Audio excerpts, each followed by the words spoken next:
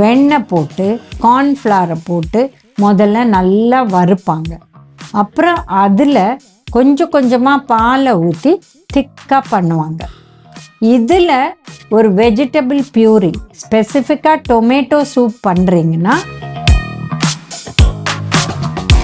காயெல்லாம் நல்லா வேக வச்சுட்டு வடிகட்டி அந்த தண்ணியை மாத்திரம் குடிக்கிறது. இது யார் சாப்பிடணும்? ரொம்ப டைஜஷன் ப்ராப்ளம் இருக்குது, அவங்களால எதுவுமே சாப்பிட முடியல அப்படின்னா இந்த கிளியர் சூப்பை கொடுத்தா அவங்களுக்கு நல்ல டைஜஷன் வந்து அந்த வயரெல்லாம் கிளியர் ஆகி அதுக்கப்புறம் அவங்க ரெகுலர் உணவு எடுக்கலாம்.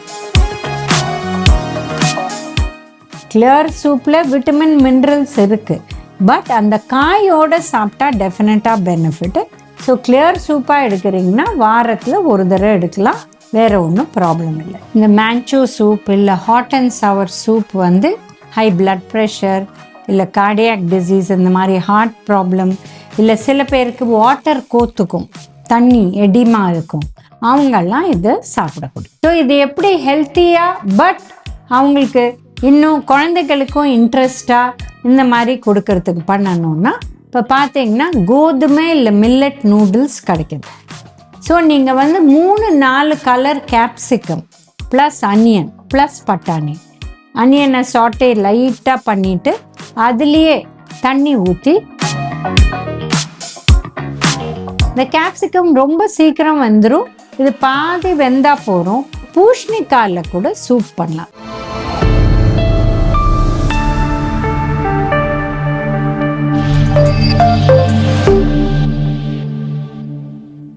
காஸ்மோ ஹெல்த் வியூவர்ஸ்க்கு வணக்கம். நம்ம இப்போ பார்க்க போகிறது சூப் வெரைட்டிஸ். இப்போ நிறைய வித சூப்ஸ் கிடைக்குது, அதை பற்றி நம்ம டிஸ்கஸ் பண்ண போகிறோம். இப்போ கிளியர் சூப்னு ஒன்று கிடைக்குது. இது என்னன்னா காயெல்லாம் நல்லா வேக வச்சுட்டு வடிகட்டி அந்த தண்ணியை மாத்திரம் குடிக்கிறது. இது யார் சாப்பிடணும்? ரொம்ப டைஜஷன் ப்ராப்ளம் இருக்குது, அவங்களால எதுவுமே சாப்பிட முடியல அப்படின்னா இந்த கிளியர் சூப்பை கொடுத்தா அவங்களுக்கு நல்ல டைஜஷன் வந்து அந்த வயரெல்லாம் கிளியர் ஆகி அதுக்கப்புறம் அவங்க ரெகுலர் உணவு எடுக்கலாம்.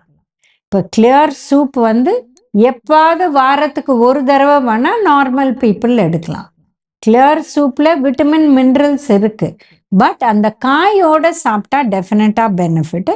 ஸோ கிளியர் சூப்பாக எடுக்கிறீங்கன்னா வாரத்தில் ஒரு தடவை எடுக்கலாம், வேறு ஒன்றும் ப்ராப்ளம் இல்லை.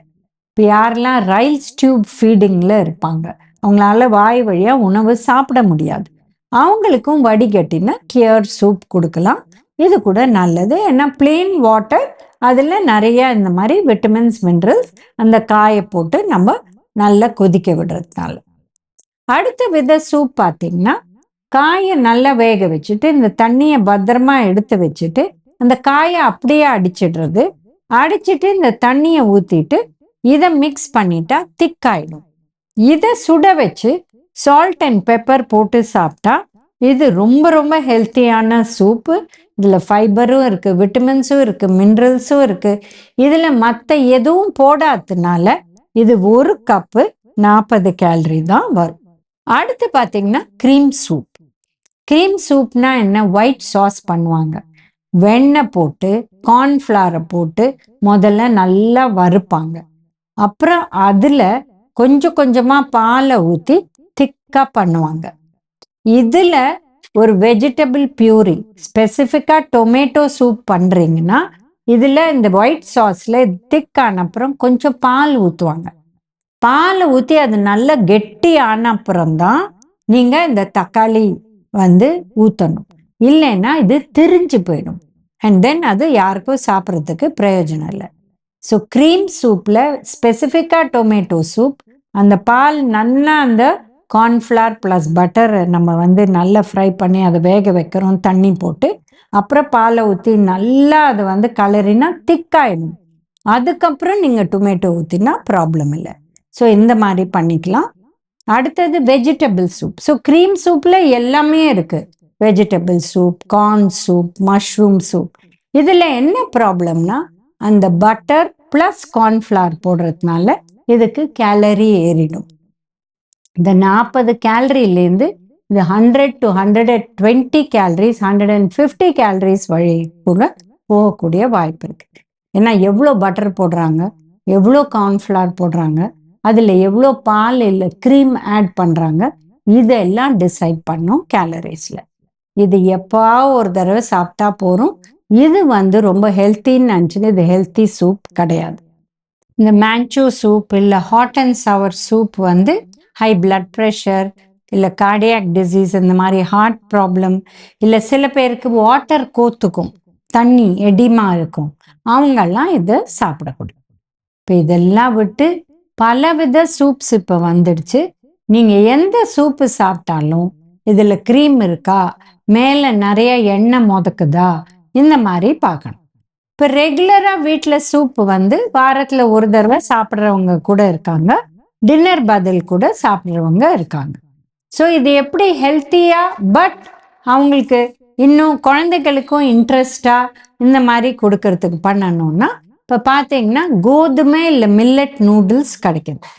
ஸோ நீங்கள் வந்து 3-4 colour capsicum plus onion plus பட்டாணி, அனியனை சாட்டே லைட்டாக பண்ணிட்டு அதுலேயே தண்ணி ஊற்றி இந்த பட்டாணி கேப்சிகம் இதை ஊற்றிட்டு, இந்த கேப்சிகம் ரொம்ப சீக்கிரம் வந்துடும், இது பாதி வெந்தா போகிறோம். அந்த டைமில் நீங்கள் நூடுல்ஸ், இந்த வீட் நூடுல்ஸ் சும்மா கொஞ்சம், ஒரு ஃபேமிலி ஆஃப் 4க்கு நீங்கள் வந்து 4 போல் சூப் பண்ணுறீங்கன்னா வெறும் ஒரு ஃபிஸ்ட் ஃபுல் அந்த இதை போட்டிங்கன்னா, பாஸ்தாவோ நூடுல்ஸோ கோதுமையில் பண்ணது இல்லை மில்லட்டில் பண்ணது, இதை பண்ணி வேக வச்சு கடைசிலையும் போடலாம், இல்லை இதுலேயே போட்டு கொதிக்க விடலாம். அது வெந்த அப்புறம் நீங்கள் வந்து அப்படியே கொடுத்துட்டா இந்த நூடுல்ஸ் இல்லை பாஸ்தாவில் வர அந்த மாவு வந்து இதை திக்கன் பண்ணிடும். ஸோ அதனால உங்களுக்கு திக்கனிங் அதை தவிர ஆட் பண்ண வேண்டிய இது தேவையில்லை. ஸோ பட்டாணி, கேப்சிகம், கேரட் வேணா கேரட், சில பேர் ப்ராக்கலி கூட போடுவாங்க, அனியன், இதை போட்டுட்டு இந்த மாதிரி நீங்கள் பண்ணி கொடுக்கலாம். இப்போ பூஷ்ணிக்காயில் கூட சூப் பண்ணலாம். ஏன்னா நிறைய பேருக்கு இப்போ ஐபிஎஸ் ப்ராப்ளம்ஸ் இருக்குது, அசிடிட்டி இருக்குது. ஸோ இவங்களுக்கு நீங்கள் வந்து பூஷ்ணிக்காய், சொரைக்காய், சவ் இந்த மாதிரி இருக்கிற வாட்டரி வெஜிடபிள்ஸை கட் பண்ணி இதில் வந்து அவங்களுக்கு இந்த மாதிரி அசிடிட்டிலாம் இல்லைன்னா ஒரே ஒரு பச்சை மிளகா போடலாம், இல்லை அவங்களுக்கு அசிடிட்டி இருக்குன்னா பச்சை மிளகா வேண்டாம்.